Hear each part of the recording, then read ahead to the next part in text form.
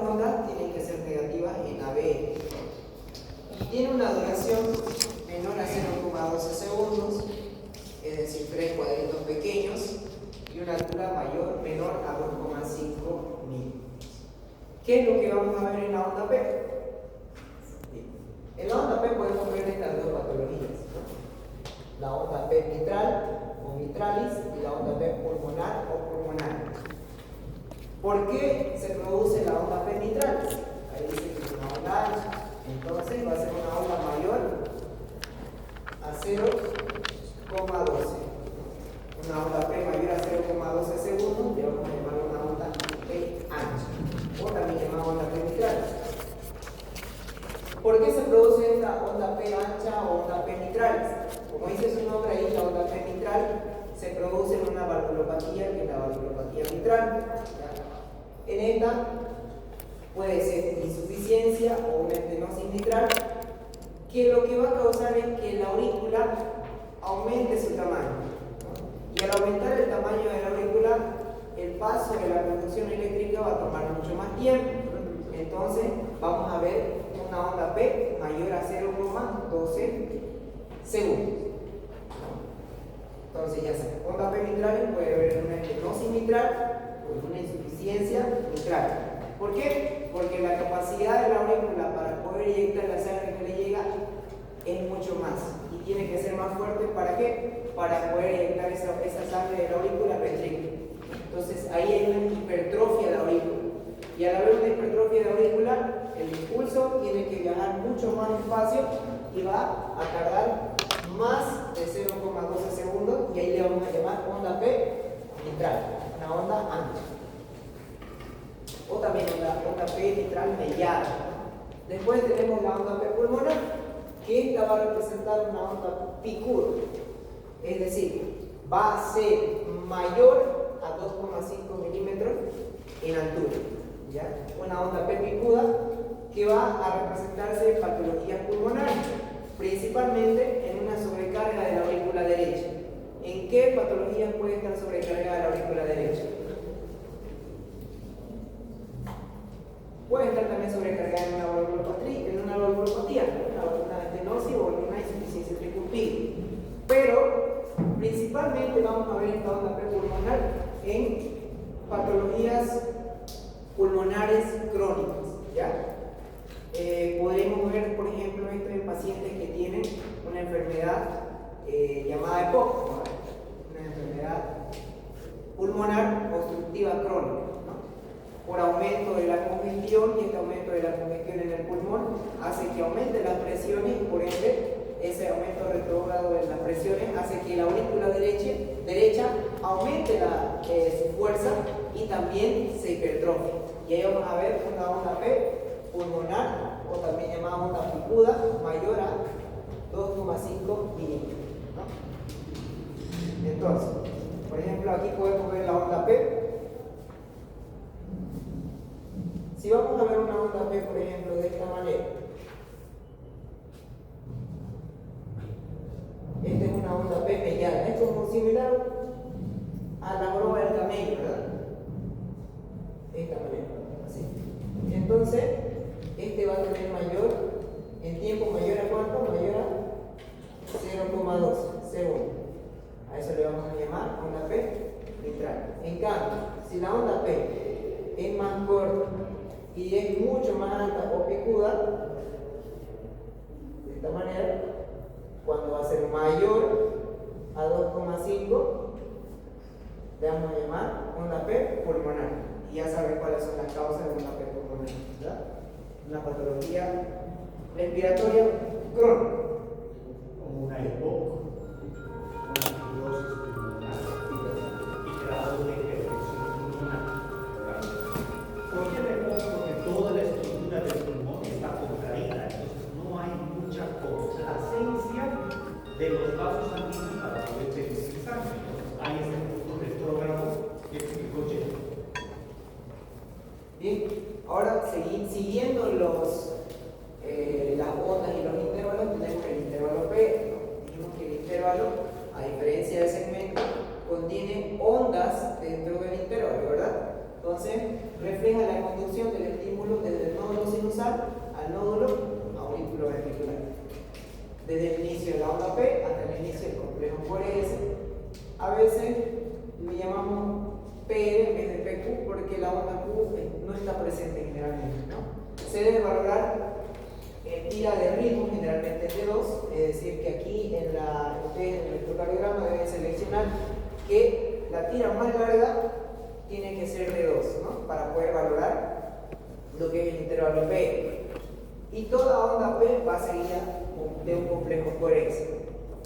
¿Cuánto era lo normal de un intervalo P?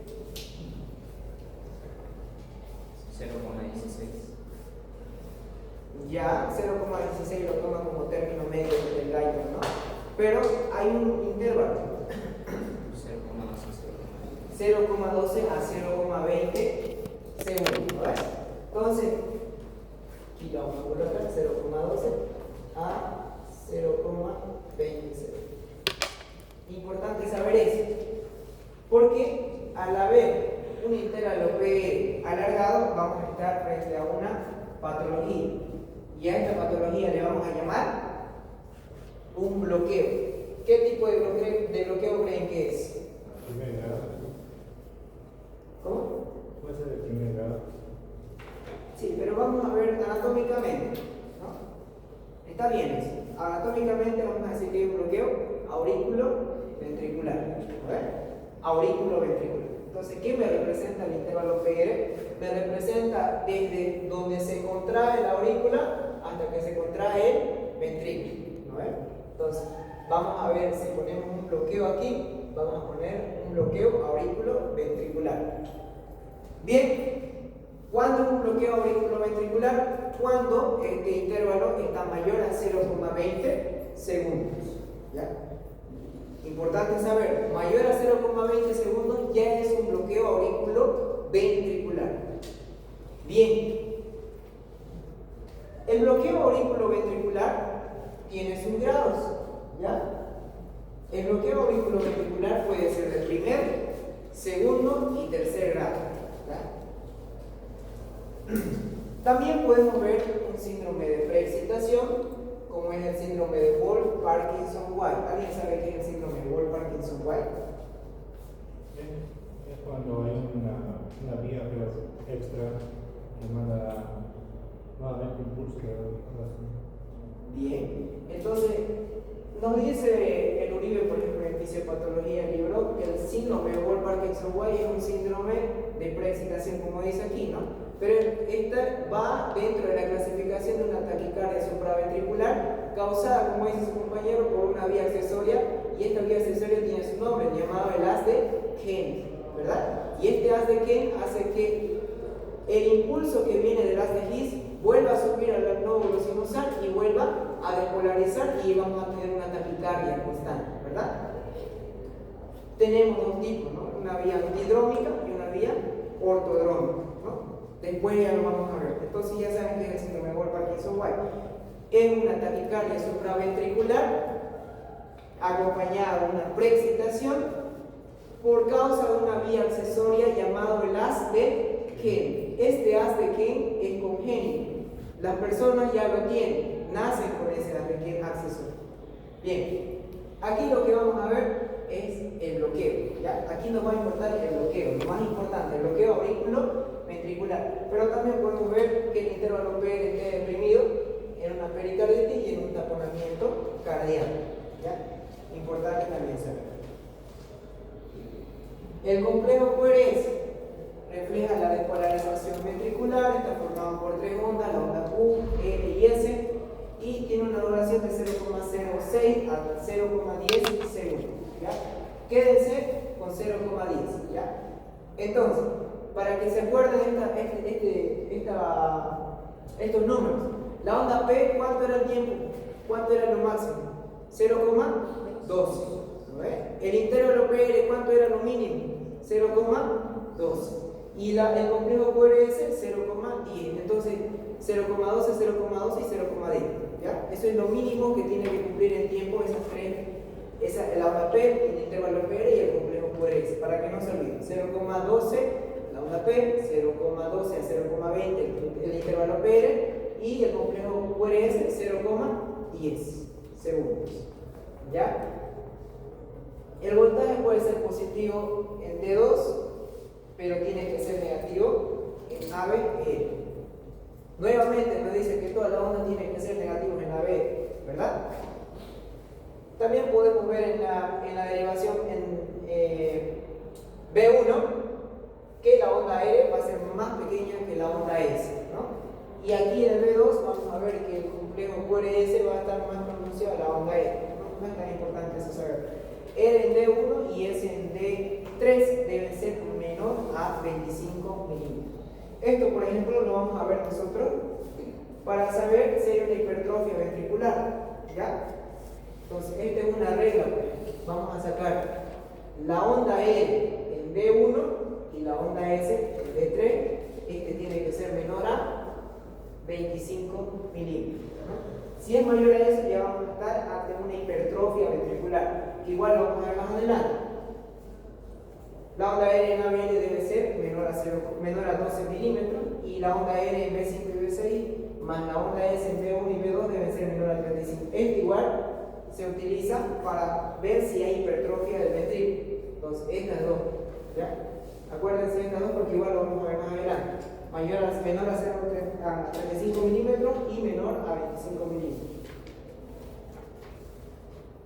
Bien.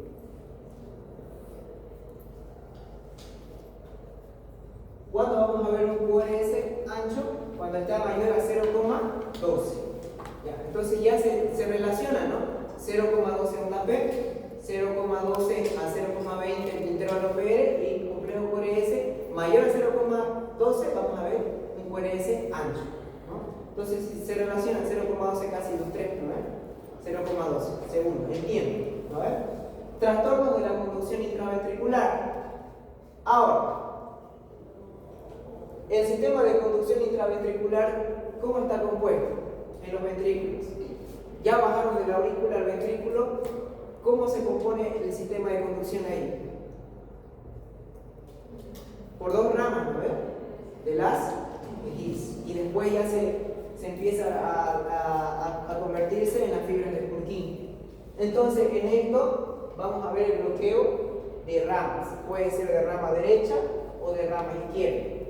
Pero también podemos ver bloqueo de las ondas delta en el Wolff-Parkinson-White, ¿no? ¿Qué rama sería esta acá? ¿Qué rama se bloquearía en el Wolff-Parkinson-White? El haz de Ken, ¿no? El haz de Ken. Bien. Después tenemos una taquicardia inespecífica que también la podemos ver, una hiperpotasemia. También podemos ver patologías ventriculares, extrasístoles ventriculares, taquicardias ventriculares, ritmo ilioventricular acelerado, fibrilación ventricular y torsaje de Porter, ¿no? Es igual. Lo más importante aquí que tienen que saber: bloqueo completo de rama derecha, bloqueo completo de rama izquierda, ¿ya? Entonces, en el complejo QRS mayor a 0,12 podemos estar frente a un bloqueo de rama derecha o rama izquierda, ¿no? Son muy frecuentes en estadística los bloqueos de ramas.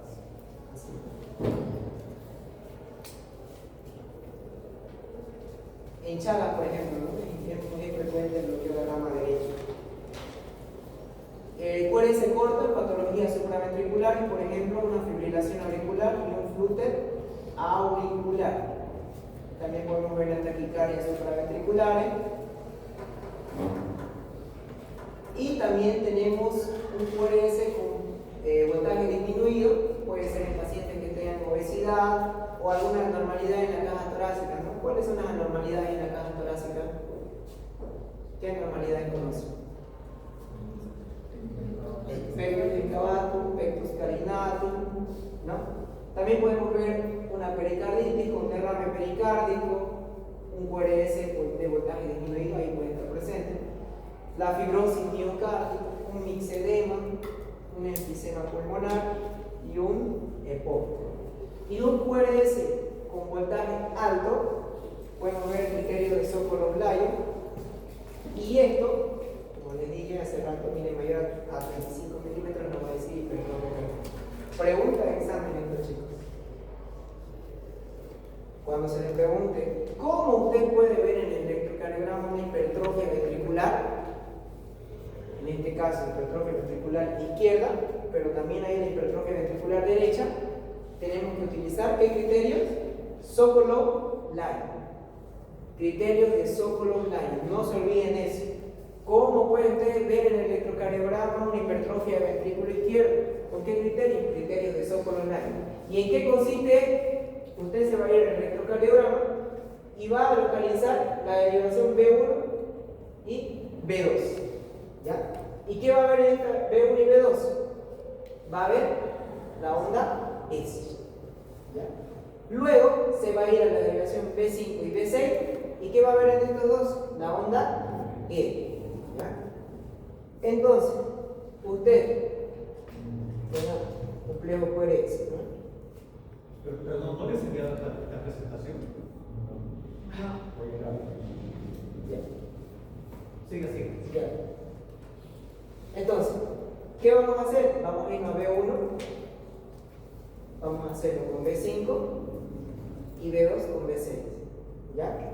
No necesariamente tiene que irse usted a los dos, puede venir o B1 o B2. Y lo mismo en B5 o B6. ¿Qué va a hacer? Pónganse que en B1 van a medir la onda S. ¿Cuánto es en distancia? Entonces, aquí por ejemplo, imagínense que hay 5 milímetros, ¿no? 5. Ya tienen entonces en B1 la onda S. ¿Mide cuánto? 5 milímetros. Bien. Vámonos a B5 o a B6. ¿Cuál es el que tenemos que ver? ¿Cuál quieren ustedes? Ya, B5 entonces. B5, ¿qué vamos a ver en B5? ¿Qué onda? La onda E. Bien. Entonces aquí imagínense que este es B5, vamos a medir la onda E. Imagínense que aquí hay 15 milímetros. Ustedes vieron 15 cuadritos, entonces son 15 milímetros. Tengo 15. Entonces sumo. ¿Cuánto es 5 más 15? 20. ¿Pasa lo que es el 35? No pasa. Entonces no es hipertrofia de ventrículo izquierdo. ¿Ya? En ese caso, por ejemplo, yo tengo aquí, ya no tengo 5. Puedo tener 12. ¿Ya?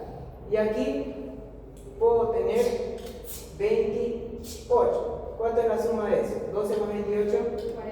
40 milímetros. ¿Pasa o no pasa 35 milímetros? Pasa. Entonces, ¿qué sería esto? Hipertrofia de ventrículo izquierdo. Importante saberlo. Índice de Sokolov-Lyle. ¿Cómo se saca la hipertrofia de ventrículo izquierdo con el índice de Sokolov-Lyle? ¿En qué se caracteriza? En que vamos a medir la onda S en B1 o B2. Y vamos a medir la onda L en B5 o B6. Si sale mayor a 35 milímetros, estamos frente a una hipertrofia de ventrículo izquierdo. Importante, pregunta de examen, por si acaso.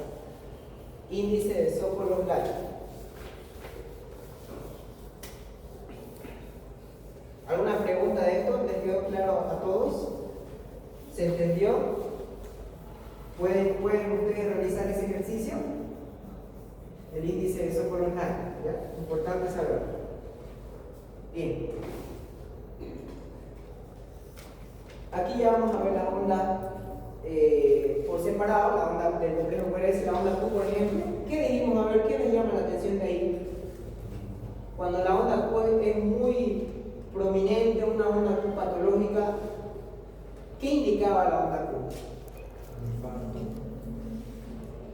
Infarto, pero algo más específicamente. Onda Q de necrosis. Entonces, por ejemplo, eso aquí dice, miren, infarto agudo de miocardio, puede también estar la hipertrofia ventricular izquierda, bloqueo de RAM y síndrome de Wolff-Parkinson, ¿no? En anchura tiene 0,04, en amplitud tiene mayor a 0,08 milímetros, ¿no? Pero es importante saberlo que si la amplitud es mayor a 0,08, o 2 milímetros, vamos a estar ante una onda Q prominente que va a ser indicador de qué? De necrosis. ¿Ya? Ahí lo más importante es el segmento ST, ya pasamos en la onda P, ya pasamos el intervalo PR, ya pasamos el complejo QRS, ahora nos toca el segmento ST. ¿Cuál es la característica de un segmento? Es isoeléctrico, no tiene onda, por eso el concepto dice que un segmento es donde termina una onda hasta el inicio de la otra. ¿Ya? En cambio el intervalo dice que es desde donde inicia una onda hasta donde inicia la otra, ¿no? El segmento es isoeléctrico, por eso ahí dice que isoeléctrico. ¿Ya? Puede estar 0,5 hacia arriba o 0,5 hacia abajo. Eso es el tope que tiene que ir. Pero si nosotros vamos a ver un segmento ST mayor a 0,5, ya va a estar 1 milímetro hacia arriba o 1 milímetro hacia abajo, o 2 milímetros hacia arriba, 2 milímetros hacia abajo, vamos a decir que si hacia arriba hay un aumento del tamaño, vamos a decir que hay un supradesnivel. Si hay mayor a 0,5 hacia abajo, un desnivel le vamos a llamar infradesnivel. Supradesnivel hacia arriba e infradesnivel hacia abajo. ¿Qué representa? El inicio de la repolarización ventricular, porque recordemos que este está después del complejo QRS, una vez que se despolariza, se contrae, tiene que repolarizarse. Entonces, eso es lo que representa. Su ascenso patológico nos habla de isquemia o lesión miocárdica. ¿Ya? Entonces, ¿qué es lo que tengo que saber del segmento ST? Que si voy a ver un segmento ST supradesnivelado o infradesnivelado, tengo que pensar en ¿dónde está? Isquemia. ¿Ya? Isquemia. Importante saber. Ahora, ¿cómo saber si realmente es una isquemia o no? Por lo menos este segmento ST supra o infradesnivelado tenemos que tenerlo en dos derivaciones, ¿no? De pilla, digamos, en B1, un supradesnivel, pero no está seguro, entonces va a otra derivación y también tiene que estar dos o más derivaciones presentes supra o infradesnivel. Si es uno, descartado, ¿no? A no ser que la clínica sea inminente en un paciente que esté sufriendo un infarto de miocardio, ¿no? Entonces, tomar en cuenta eso. Segmento ST prolongado puede ser de una hipocalcemia. Segmento ST corto, a lo contrario, hipercalcemia. Igual esto he visto que preguntan en la teoría. Paciente con segmento ST prolongado presenta hipercalcemia, hipocalemia, o sea, le pone así para chiparse, ¿no? Segmento ST prolongado, vamos a ver una hipocalcemia. ¿Por qué creen que puede estar prolongada una hipocalcemia en el segmento ST?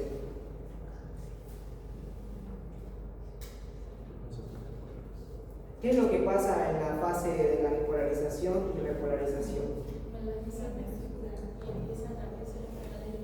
Se abren los canales dentro del calcio, ¿verdad? Y si voy a tener un canal dentro del calcio, si voy a tener un calcio disminuido, ¿será que va a tardar al mismo tiempo o no? No va a tardar, pero no va a ser al mismo tiempo, va a ser mucho más, ¿verdad? Entonces vamos a tener un segmento ST prolongado en hipocalcemia. En cambio, un segmento ST corto lo vamos a ver, al contrario, en una hipercalcemia. Miren, no solamente es decir que hay un supra o infradesnivel, sino que también tenemos que saber qué significa ese supradesnivel y qué significa ese infradesnivel del segmento ST. Cuando vamos a ver un supradesnivel o un ascenso del segmento ST, vamos a decir que la lesión isquémica, porque dijimos que el segmento ST anormal es isquemia, ¿verdad? Vamos a ver que esta lesión isquémica es subepicárdica o transmural. Es decir, que la isquemia en infarto ha pasado toda la pared del miocardio, endocardio y epicardio y ha dañado todo el muro. Por eso dice transmural. ¿Ya? Entonces, cuidado que le digan el ascenso del segmento ST o supradesnivel, ustedes se lo ponen isquemia, ¿no? No, tenemos que decir que hay una lesión, también aparte de la isquemia, o una lesión causada por la isquemia, una lesión subepicárdica o transmural. ¿Ya? Subepicárdica y transmural. En cambio, el descenso del segmento ST vamos a decir que la lesión es subendocárdica. ¿Ya? El descenso entonces es subendocárdico y el ascenso es transmural o subepicárdico. Bien. También podemos ver que el descenso de segmento T está en pacientes con tratamiento con digitálico y en una hiperpotasia, ¿no? ¿Qué son los digitálicos? ¿Quién sabe?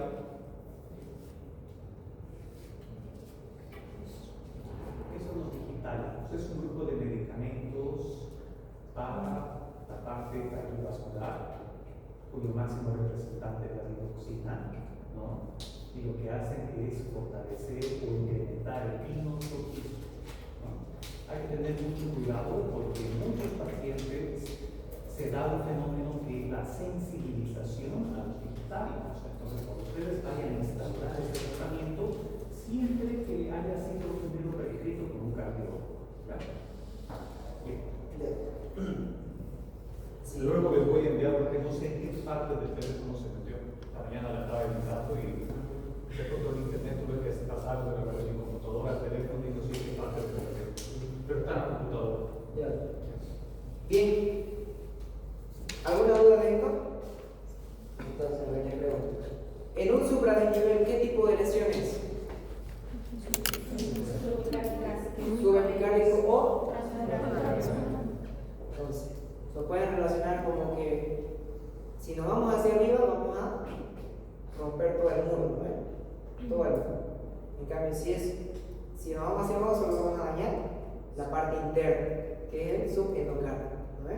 Entonces, y supradesnivel, lesión transmural o subepicárdica.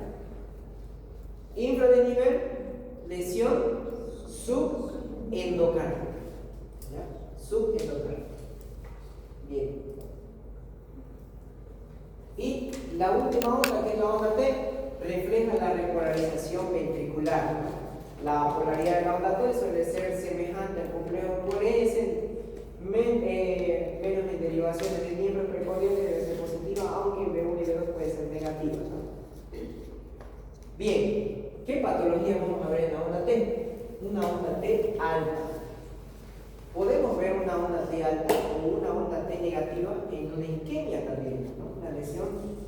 Miren, una onda T alta suele referenciarse a una isquemia subendocárdica, una angina de Prince metal y fase inicial del infarto agudo de miocardio. Entonces ya tenemos dos criterios para poder ver si la lesión es subendocárdica o subepicárdica. El primer criterio es segmento ST supra o infradesnivelado para que sea subendocárdica. Infradesnivelado. Acuérdense, si es hacia abajo solamente voy a dañar el piso, la parte interna. Si es hacia arriba voy a dañar todo el muro, entonces va a ser transmural. ¿Ya? Entonces, y ese es el primer criterio. El segundo criterio, una onda T alta. Una onda T alta también nos va a decir que es una isquemia subendocárdica. Bien, ¿qué representa la onda T? Dijimos una repolarización del ventrículo. ¿Y por qué se repolariza el ventrículo? ¿Qué es lo que pasa para que el ventrículo se repolarice? ¿Qué entra y qué sale?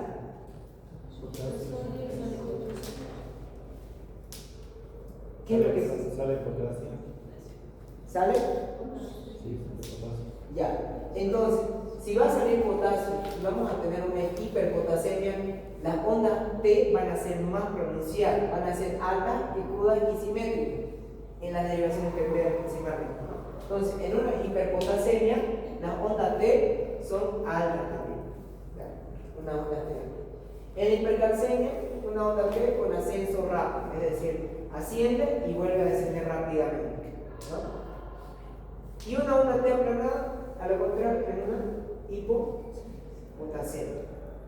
También se puede presentar en pacientes con tratamiento con digitálico con la digoxina, en el hipertiroidismo, hipotiroidismo y la pericarditis evolutiva. ¿Qué es lo que tenemos que ver aquí en la onda T? Si hay una onda T pronunciada o alta y una onda T negativa, ¿no? Si es onda T pronunciada o alta, vamos a ver una isquemia subendocárdica o una hiperpotasemia. Si va a haber una onda T aplanada o negativa, también podemos pensar en una isquemia, pero también podemos pensar en una hipopotasia. Hipopotasia. Bien, esas son todas las alteraciones de las ondas en lo interno. Ahora vamos a pasar a las alteraciones de la frecuencia del corazón en el electrocardiograma, la frecuencia cardíaca. Las causas de las arritmias son una de las siguientes, o en conjunto, ¿no? Ritmicidad anormal del marcapaso, puede ser un desplazamiento del marcapaso desde el nódulo sinusal a otra localización del corazón. A esto, por ejemplo, ¿qué le llamamos? Cuando no se produce el marcapaso, no se produce el impulso en el marcapaso del nódulo sinusal y se produce en otro lado. Ya, cerca. Va a producir una arritmia, pero ¿cómo se va a llamar? ¿Tiene su nombre? No, esas son sus consecuencias. Un foco ectópico. ¿No? Ese es un foco ectópico. El desplazamiento del marcapaso hacia otro lugar es un foco ectópico. Y este puede ser secundario a una isquemia, a una necrosis del tejido. Entonces este va a aumentar su fase de reposo, va a estar menos negativa y va a hacer que se despolarice y empieza a generar impulsos cardíacos. Bloqueos en diferentes puntos de la propagación del impulso del corazón, puede ser bloqueo auriculoventricular o bloqueo de rama. Vías anormales, como cuáles pueden ser las vías anormales. La vía accesoria del haz de Kent, ¿no? No se olvide. Y generación espontánea de impulsos anormales en cualquier parte del corazón. Ese último punto de la generación de cualquier otra parte del corazón tiene bastante repercusión. Sin ir más lejos, mi papá fue operado el 7 de agosto por un foco ectópico que estaba causando arritmias auriculares, ¿no? Entonces, entraron a la arteria femoral, mucho abajo, con varios catéteres, encontraron el foco. Había una tecnología única en cardiólogos, un cardiólogo electrofisiólogo que mete por los catéteres unos electrodos, detecta dónde está el foco ectópico y lo resetea, lo quema. No es otra ciencia, pero gracias a Dios lo quema. Bien. Tenemos las arritmias, ¿no?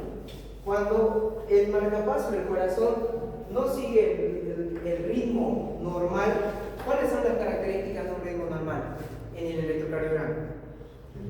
Son tres, ¿no? Le dijimos en la anterior clase. P antes del QRS. La onda P siempre precede al complejo QRS. ¿Qué más? RR normal. Intervalo RR regular. ¿Qué más? Falta uno. ¿Y todas las ondas son negativas? ¿En qué derivación? Menos en la A ver. Ahí es la única negativa, ¿no? En todas las demás es positiva. Ahí en ABR es negativo. Esos tres criterios tienen que tomar en cuenta porque ahí nos va a decir si es ritmo sinusal o no es ritmo sinusal. Si no es un ritmo sinusal, vamos a buscar la presencia de una arritmia. ¿Y qué tipo de arritmia conocemos? fibrilación. En dos grupos lo vamos a dividir. En las taquicardias y en las bradicardias, ¿no? Entonces, arritmia, taquicardia y bradicardias. No se olviden, ¿no? Antes de quizás poder clasificar en fibrilación, flúter o taquicardia sinusal y demás, vamos a decir que tenemos dos tipos, ¿no? De arritmia: bradicardia y taquicardia. Bien, entre las taquicardias tenemos el nódulo de la taquicardia sinusal, que es una frecuencia cardíaca mayor a 100 latidos por minuto, ¿no? Es fisiológica en el estrés, en la fiebre, en la ansiedad y en el ejercicio. Como ven aquí, no hay nada anormal. Todas las ondas están presentes con los intervalos y segmentos de la manera correcta. Incluso si ustedes van a medir esto de acá, la onda T y la onda P, cuando mide la onda P en tiempo, en voltaje, va a estar regular. Lo único que aumenta es la frecuencia de estos impulsos cardíacos. Ahora, puede ser patológico en una deshidratación, en una hipertermia maligna, en hipertiroidismo, feocromocitoma, en la sepsis, en el infarto de miocardio, en el EPOC y en la ingesta de cafeína, cocaína y nicotina, ¿no? Esta es la taquicardia sinusal, que no tiene ninguna alteración, lo único que es el aumento de la frecuencia cardíaca.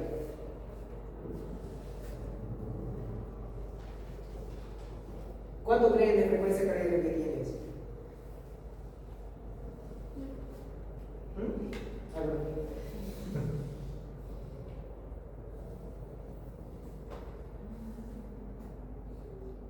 Por ejemplo, pueden tomar en cuenta este de acá, pero este cae en una línea gruesa. Con la ley de los 300, ¿no? ¿Se acuerdan? ¿Cómo era la ley de los 300? 300, 150, no, aquí vamos a empezar, 300, 150, ¿no? Y aquí un poquito, ¿no? Entonces estamos más o menos entre 130 latidos por minuto, 140, 120, ¿no? Si ya si lo queremos más perfecto, vamos a hacer la otra ley, de los 1500. Bien. La otra es la bradicardia sinusal. Y la bradicardia sinusal es una frecuencia cardíaca menor a 60 latidos por minuto. ¿Cuáles son las causas? Es el daño del tejido cardíaco relacionado con el envejecimiento, una enfermedad del corazón, trastorno cardíaco del nacimiento, un defecto cardíaco congénito, infección del tejido cardíaco, una miocarditis, endocarditis, una complicación después de una cirugía cardíaca, hipotiroidismo. En la taquicardia sinusal que teníamos, hipertiroidismo. En la bradicardia tenemos hipotiroidismo. Una hipocalemia, una hipocalcemia, una apnea obstructiva del sueño, enfermedades inflamatorias sistémicas como la fiebre reumática y medicamentos como los beta-bloqueantes, el verapamil, la bicamerona y la flecainidina. Bien, ¿cuál es la característica de la bradicardia sinusal? Una frecuencia cardíaca menor a 60 latidos por minuto. Y vamos a irnos a la onda. También está normal la onda P, complejo por S y onda T. Lo único que disminuye es la frecuencia del impulso cardíaco, ¿verdad? Pero este se sigue generando en el nódulo sinusal, por eso se llama bradicardia sinusal. Bradicardia sinusal. Las alteraciones de ritmo, todo esto lo vamos a ver. Tenemos también las bradiarritmias, ¿ya? Estas bradiarritmias se pueden generar por un bloqueo sinusal, un bloqueo auriculoventricular de primer, segundo y tercer grado y bloqueo de rama derecha e izquierda. Ahí miren, por ejemplo, aquí está el sistema de conducción, nódulo sinusal, aquí están las tres vías, ¿no? ¿Cuáles eran las tres vías? Las internodales, ¿cuáles son? Bachmann, Weichenbach y Torero, ¿verdad? La de Bachmann da una rama a la aurícula izquierda, ¿vale? Y luego va a ir al nódulo auriculoventricular y este va a tener la rama de la izquierda y derecha. Y después las escuchas. Pueden ver que en cada punto de marcapaso, por ejemplo, el nódulo sinusal de 60 a 100 latidos por minuto, en el nódulo auriculoventricular puede disminuir de 40 a 50 y así progresivamente, ¿vale? Entonces, si bloqueamos el nódulo sinusal, ¿qué nódulo va a empezar a presionar? El auriculoventricular y vamos a tener una bradicardia, ¿verdad? Bien. El bloqueo sinusal, ahí lo tenemos. ¿Por qué se caracteriza el bloqueo sinusal? Porque hay una ausencia de la conducción entre dos intervalos, entre el intervalo N y L. Es decir, no va a haber una onda P y por ende no va a haber una onda, un complejo por S. Y miren, aumenta el tiempo, entonces, si aumenta el tiempo vamos a disminuir la frecuencia cardíaca. Pero este es un ritmo normal, porque está presente la onda P, después desaparece. Aquí. Onda P, complejo por S, onda P, y luego desaparece. Y vuelve a la normalidad con una onda P, complejo por S, lo mismo acá, y luego vuelve a desaparecer. Una extrasístole auricular son relativos prematuros que se originan en la aurícula del corazón, ritmo cardíaco irregular, ondas P prematuras, puede ser normal, intervalo compensatorio. Entonces, esta extrasístole auricular se va a caracterizar porque hay la presencia de ondas P prematuras, ¿ya? Prematuras. Estas ondas P prematuras pueden aparecer despuesito de la onda T o incluso pueden acaparar a la onda T. Por eso se llaman prematuras, porque aparecen rápidamente. Y el QRS está normal. Luego de eso, miren este espacio. No hay presencia ni onda T, como el QRS ni onda T. A este espacio le vamos a llamar intervalo compensatorio. Bien.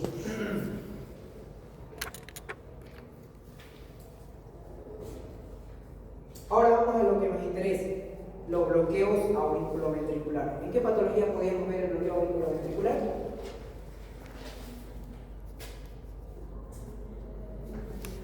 ¿En qué bloqueo creen que puede generarse un bloqueo? Perdón, ¿en qué patología creen que se puede generar un bloqueo entre el aurícula y el ventrículo? Ya puede ser el chakra, fibroso. ¿Qué más?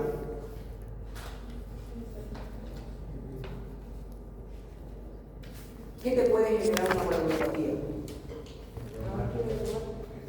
Fiebre reumática. También puede ser infarto miocardio, isquemia, lesión miocárdica, etc. Vamos al bloqueo auriculoventricular del primer grado, es igual es pregunta de examen, por si acaso.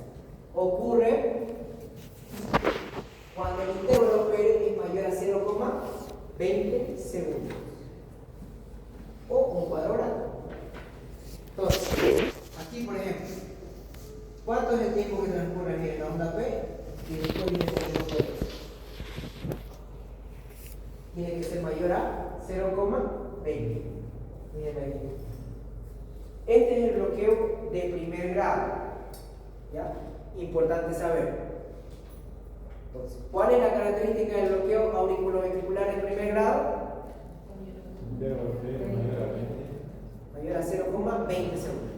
Esa es la característica principal.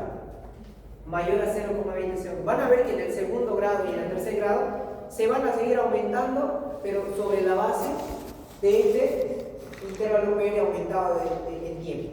¿Ya? Entonces, primer paso, veo si hay un intervalo PR mayor a 0,20. Si es mayor a 0,20 ya estoy en bloqueo. ¿Vale? Si no veo otras características, el bloqueo de primer grado. Bloqueo de segundo grado, tenemos dos tipos, que es el MOVIX 1 o de Weichenbach y MOVIX 2. ¿Cómo se caracteriza el bloqueo auriculoventricular de segundo grado? MOVIX 1 o fenómeno de Weichenbach. También hay una prolongación del intervalo PR, pero este es progresivo. ¿Ya? Aquí atrás ustedes podrían medir este intervalo PR y va a ser mayor a 0,20. ¿Cómo decir que va a ser aquí? 0,25. Aquí también va a ser 0,25. Aquí también va a ser 0,25. Aquí 0,25 y aquí 0,25. Entonces es un intervalo PR alargado, pero irregular. No es progresivo. ¿A qué se refiere el bloqueo auriculoventricular de segundo grado, MOVIX 1? Que este intervalo PR, por ejemplo, miren aquí. Imagínense que aquí mide 0,25. ¿Ya? 0,25. ¿A dónde empieza? A ver. Aquí, ¿no? 0,25. ¿Aquí cuánto mide? 0,35. Aquí. Normal. Aquí. 0,45. Porque miren, va alargándose, ¿verdad? Empieza así. Este es el intervalo desde aquí. Empieza a ser más largo. Aquí hay un fenómeno que después ya lo vamos a ver, pero aquí empieza a alargarse más. Es una forma progresiva. Ustedes ven un intervalo P alargado de forma progresiva, va aumentando mucho más el tiempo. Entonces vamos a decir que estamos en bloqueo auriculoventricular de segundo grado, en MOVIX 1. ¿Ya? Y finalmente el QRS ausente luego de la onda P. Suele alargarse y luego suele desaparecer el complejo QRS. Entonces, voy a ver 0,25, 0,30, 0,35 y después aparece el complejo QRS. Aquí igual hay presentes. Aquí en el segundo, vamos a ver también el intervalo PR, pero ocasionalmente, después de 2 o 3 despolarizaciones de la onda T, ya desaparece el complejo QRS. ¿Ya? O sea, PR mayor a 0,20, MOVIX 2, y ocasionalmente no hay QRS luego de la onda P. Vamos a ver aquí. La onda, el intervalo P, lo ubicamos aquí, intervalo P, supuestamente está mayor a 0,20, mayor a 0,20, mayor a 0,20, y aquí desaparece. ¿Cuántos son? 1, 2 y 3, y luego desaparece. ¿Ya? Después de 3 intervalos PR consecutivos, en la tercera ya desaparece el complejo QRS. Esa es la característica del bloqueo de MOVIX 2. En cambio, en el MOVIX 1, el alargamiento es progresivo y puede o no desaparecer el complejo QRS. Aquí sí o sí desaparece el complejo QRS, en el segundo grado del MOVIX 2. Después de 3 complejos QRS siempre desaparece. ¿Ya? Recordemos entonces, primer grado, ¿por qué se caracteriza? Intervalo PR mayor a ¿cuánto? 0,20. Listo, nada más. ¿Cómo se clasifica el bloqueo de segundo grado? MOVIX 1 y MOVIX 2. Listo. MOVIX 1, ¿por qué se caracteriza? Alargamiento progresivo del intervalo PR. Y a veces puede desaparecer el complejo fuerte. En cambio, en el MOVIX tipo 2, ¿cuál es la característica? Ya no hay alargamiento progresivo. El alargamiento está fijo como en el primer grado, pero después de 3 complejos QRS desaparece. ¿Ya? Aquí no va a ser 0,25, 0,35, no. Aquí 0,25, 0,25, 0,25 y luego desaparece el complejo QRS. Eso es lo que le diferencia del MOVIX 1. Eso es lo que le diferencia. ¿Ya? Aquí es progresivo, pero aquí es no progresivo. Es fijo el intervalo. Y el bloqueo auriculoventricular del tercer grado es un bloqueo total de la conducción a los ventrículos, por lo que las polarizaciones auriculares no son conducidas al ventrículo. Aquí ya es como que había incluso un cuento que le podía decir. Aquí, por ejemplo, ustedes se pelean con su pareja o con su novio o su novia y se toman distancia, ¿verdad? Entonces hay aumento en la distancia en el intervalo PR. En cambio, en el segundo grado, MOVIX tipo 1, siguen tomando distancia de forma progresiva. Se van alejando y ya no se hablan. Primero no se hablaban, después se bloquean de sus estados, de su contacto, y ya en el bloqueo MOVIX tipo 2, ya se bloquean incluso hasta el WhatsApp, porque miren, 3 complejos QRS y ya después aparecen. En cambio aquí ya no se ve ni en pintura. La aurícula va por su lado y el ventrículo va por su lado. Por eso pueden ver una onda P, complejo QRS, onda T, y luego viene la onda P. Después vuelve a aparecer la onda P y luego el complejo QRS. Entonces, las despolarizaciones auricular no son conducidas hacia el ventrículo. ¿Ya? Hay una disociación auriculoventricular completa con unas frecuencias superiores a la ventricular. ¿Qué es lo que le van a decir aquí? Ya sabemos, primer grado, segundo grado, MOVIX 1, MOVIX 2. Aquí lo único que tienen que decir ustedes, doctor, hay una disociación auriculoventricular. Y eso ya se sobreentiende que la onda P va a ir por su lado y el complejo QRS va a ir por su lado. Disociación auriculoventricular completa. Bien. Bloqueo de rama. Un QRS mayor a 0,2. Ya terminamos el bloqueo auriculoventricular. Primer, segundo y tercer grado. MOVIX 1, MOVIX 2. Vamos al bloqueo de rama. El QRS es mayor a 0,12 milisegundos o puede ser mayor a 3 cuadritos. El bloqueo de rama, por ejemplo, ahí lo ven, esta es la rama de la tesis izquierda y la rama de la tesis derecha. ¿Cómo vamos a diagnosticarlo? Cuando el complejo QRS es ancho, mayor a 0,12. Ahí vamos a estar en presencia de un bloqueo de rama. Es lo único que tiene que ser. Bloqueo de rama, QRS ancho mayor a 0,12. ¿Cómo vamos a ver si es derecho o izquierdo? El ascenso inicial seguido de una onda S y una onda E. Aquí también el QRS es mayor a 0,12. Se observa mejor en B1 y B2. Y en B6 la onda S también se puede ver. Pero, esto igual es pregunta de examen. Signo de oreja de conejo. Tomen en cuenta la siguiente. B1 y B2 y B5 y B6. ¿Ya? Para bloqueo de rama derecha, vamos a ver presencia de este signo de oreja de conejito. Aquí pueden ver. Incluso aquí no está tan pronunciado porque puede ser de esta manera. ¿No? Parece orejas de conejito. ¿No? Signo de la oreja de conejito en B1 y B2, igual. Bloqueo de rama derecha. Bloqueo de rama derecha. ¿Ya? De nuevo. signo de oreja de conejo en B1, B2, bloqueo de rama derecha. Bloqueo de rama derecha. ¿Ya? O la presencia de esta onda complejo QRS bifásica de dos ondas. Pero mejor si le llaman signo de oreja de conejo, ¿no? En B1 y B2 vamos a ver bloqueo de rama derecha. O si ustedes le quieren, no pueden medir, lo miden. Y esto tiene que estar mayor a 0, ¿cuánto? 0,12. ¿Ya? Bien. Ahí miren, esa es la característica de un bloqueo de rama derecha. O pueden decir incluso la presencia de una onda R prima. ¿Ya? Es mejor decirlo presencia de onda R prima, porque si ustedes dicen de conejito, oreja, conejito, es más como para que se acuerden ustedes, pero el bloqueo de rama derecha se caracteriza ¿por qué? Por la presencia de una onda R prima en B1 y B2. ¿Ya? Presencia de una onda R prima en B1 y B2. Y ahí vamos a tener el signo de oreja de conejo. ¿Verdad? ¿Cómo se caracteriza? Bueno, ¿cómo diagnostica usted, doctor, un bloqueo de rama derecha?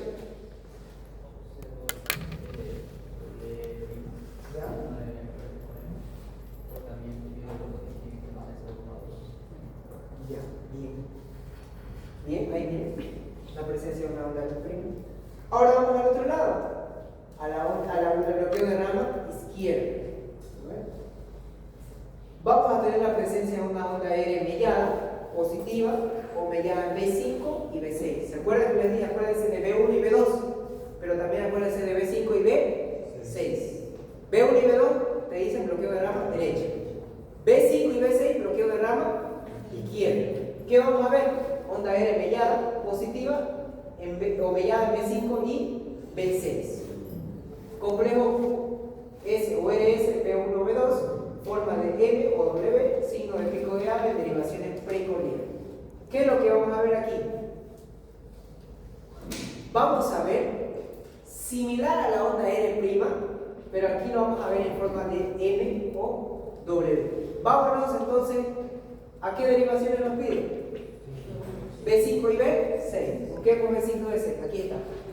B5 y B6. Aquí miren. ¿Será que esto es normal? ¿Qué parece eso?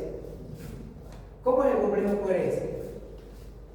Viene así, Q, R y S, ¿no es? De esa manera. Pero aquí miren cómo está.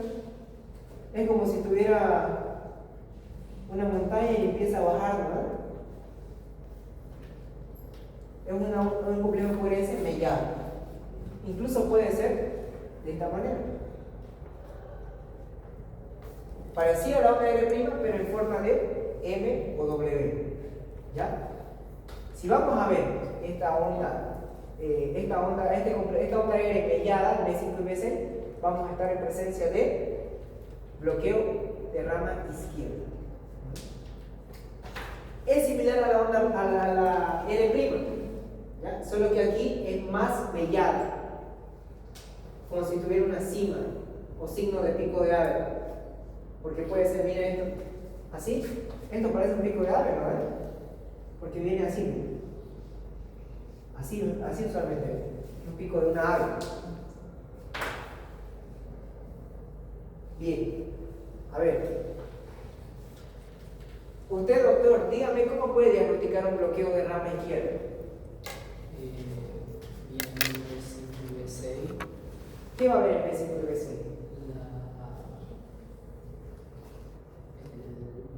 El QRS, Ya. que va a estar tipo. Presencia onda R en el complejo QRS, la onda R es mellada. Eso acuérdense. La onda R en el complejo QRS es mellada. Usted, doctora, ¿cómo va a identificar un bloqueo de rama derecha?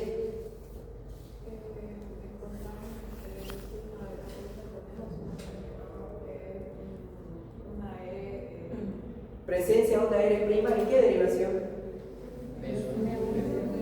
B1 y B2. Y en la izquierda B5 y B6. Bien. Entonces ustedes ya saben bloqueo de auriculoventricular y bloqueo de rama. Ya saben diagnosticar